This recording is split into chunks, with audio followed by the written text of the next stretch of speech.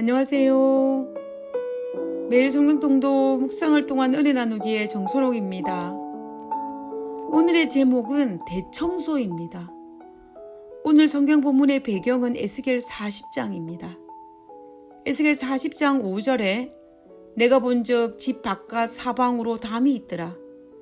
그 사람의 손에 측량하는 장대를 잡았는데 그 길이가 팔꿈치에서 손가락에 이르고 한 손바닥 너비가 더한 자로 6척이라.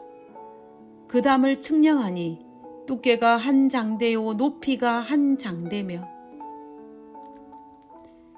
바벨론 포로로 잡혀간 에스겔에게 이상 가운데 고국 예루살렘 땅으로 데리고 가서 14년 전에 유다의 멸망으로 무너진 예루살렘 성전이 회복되는 이상을 보여주었습니다. 19년 전에 여호와의 영광이 성전을 떠나는 이상을 보았습니다. 그리고 14년 전에 실제로 여호와의 성전이 무너졌습니다. 그런데 다시 여호와의 영광이 성전 안에 들어오는 이상을 보여주기 전에 먼저 하나님께서 에스겔에게 보여준 이상은 성전을 측량하는 일이었습니다. 성전 안에서 예루살렘 동쪽 산으로 여호와의 영광이 떠날 때에는 아주 천천히 떠나가셨습니다. 무려 2장에 걸쳐서 마치 떠나기 싫어하는 하나님의 모습을 보는 것처럼 많은 미련을 가지고 뒤돌아보고 아주 천천히 떠나갔습니다. 여호와의 영광이 떠날 수밖에 없었던 이유는 8장에 나타난 성전에서 행해지는 가증한 우상 숭배 때문이었습니다.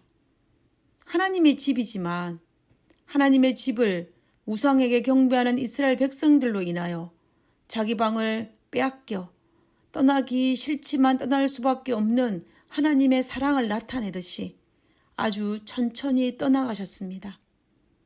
이렇게 떠난 여호와의 영광이 다시 성전 안에 들어온 이상을 보여주기 전에 한 일은 에스겔 40장, 에스겔 41장, 42장을 통해서 성전 구석구석을 먼저 측량하는 일이었습니다.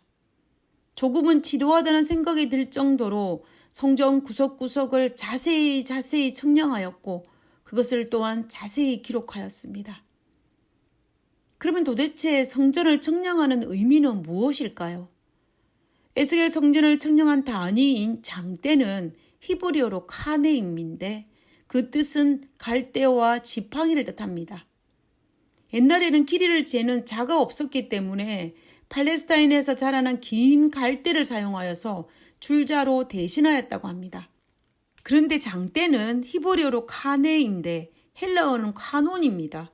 그 의미는 자, 표준, 규례, 경계의 의미가 있습니다. 그렇다면 측량의 도구는 성도의 규례와 법도인 하나님의 말씀이라는 것입니다. 즉 하나님의 말씀을 가지고 성전 안팎을 측량하듯이 먼저 말씀으로 죄를 제거하고 정결하게 한 이후에 떠난 여호와의 영광이 성전 안으로 들어올 수 있다라는 것입니다. 여호와의 영광이 성전 안에 들어오는 것은 단 몇 구절밖에 필요하지 않지만 먼저 말씀을 가지고 철저하게 에스겔 40장, 41장, 42장에 걸쳐서 정결 작업이 우선시 되어야 한다는 것입니다. 그러면 이러한 상황을 우리가 어떻게 우리의 삶에 적용할 수가 있을까요? 하나님은 이 말씀을 통하여서 우리에게 가르쳐 주기를 원하시는 것은 무엇일까요? 그것은 우리 안에 성령을 거하게 하기 위해서는 먼저, 성령을 받기 위해서는 먼저 하나님의 말씀을 가지고 내 안에 죄를 제거하는 정결 작업이 먼저 필요하다는 것입니다. 저는 이 말씀을 묵상하면서 그동안 제가 얼마나 어리석은 삶을 살았는지 다시 한번 생각하게 되었습니다. 그동안 저는 정말 성령 받기를 갈급했습니다. 그런데 문제는 성령을 받기 위해서 먼저 말씀으로 정결하는 것에는 그동안 관심을 덜 가졌다는 것입니다. 성령 받기만을 갈급하면서 죄를 제거하는 정결하는 작업은 등한히 하였다는 것입니다. 성령이 내 안에 임하시는 것은 하나님의 일이고 성령이 내 안에 임하시기 위해서 정결하게 하는 것은 내 몫인데 말입니다. 우리가 하나님의 말씀으로 정결하는 데 관심이 없으면서 성령 받기만을 갈급한다면 이것은 정말 잘못된 일입니다. 성령 받기 위해서는 먼저 내 안에 있는 각종 우상들을 제거하고 말씀으로 나의 삶을 살피는 작업이 먼저 필요합니다. 그러면 성령 하나님은 단숨에 우리 안에 들어오실 것입니다. 하나님은 우리가 그토록 원하는 성령을 받을 수 있는 정확한 방법을 가르쳐 주셨습니다. 보통 여자들이 손님을 초대하기 위해서 크게 두 가지를 중요하게 생각합니다. 첫 번째는 대청소하는 일이고 두 번째는 음식을 준비하는 일입니다. 청소하지 않은 상태에서 손님을 초대할 수도 없고 음식 준비 없이 손님을 초대할 수는 없습니다. 그래서 우리는 손님을 초대하기 위해서 먼저 거실부터 시작하여서 화장실까지 가능한 깔끔하게 집을 대청소합니다. 저도 손님을 초대하기 전에 먼저 대청소를 합니다. 옛날에 손님 초대를 아주 잘하시는 여자 집사님이 한 분 계셨는데 제가 음식 준비하느라 고생하신 집사님에게 감사와 위로의 말씀을 드렸습니다. 근데 그때 그 집사님이 웃으시면서 하시는 말씀이 그래야 집을 치우지. 손님을 자주 초대해야만이 집을 치우기 때문에 자기는 한 달에 한두 번은 꼭 손님을 초대해야 된다라고 하시는 것입니다. 저는 지금도 웃으시면서 하셨던 그 집사님의 얼굴을 잊지 못하고 있습니다. 물론 그분은 괜찮다는 의미로 말씀하셨지만 저는 살아오면서 그분의 말씀이 맞다는 생각을 자주 하였습니다.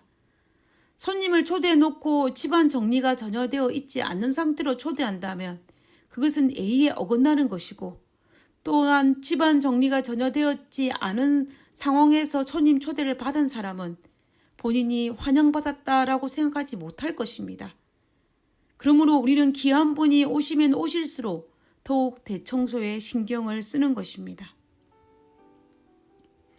우리의 인간 삶도 이러한데 성령 하나님을 내 안에 모시는데 내 안에 더러운 것을 제거하는 청소를 하지 않을 수가 어디 있겠습니까?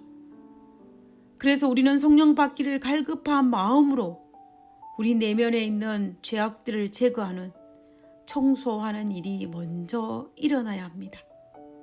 우리 모두 정말 원하는 성령을 받기 위해서 오늘도 나 자신을 말씀으로 살피는 하루가 되기를 간절히 바라봅니다. 하늘에 계신 하나님 감사합니다.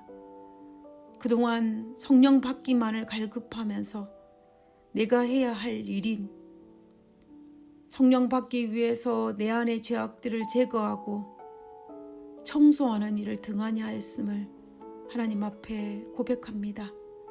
하나님, 성령이 내 안에 임하시는 하나님 일에 관심을 가지기보다는 성령이 내 안에 임하기 위해서 내가 해야 할 몫인 내 몸을 정결케 하는 일에 더 많은 관심과 더 많은 시간을 투자할 수 있도록 도와주시옵소서. 아버지, 오늘 하루의 삶도 아버지께 영광이 되게 하여 주옵기를 간구하오며 거룩하신 예수님 이름으로 기도드렸습니다. 아멘.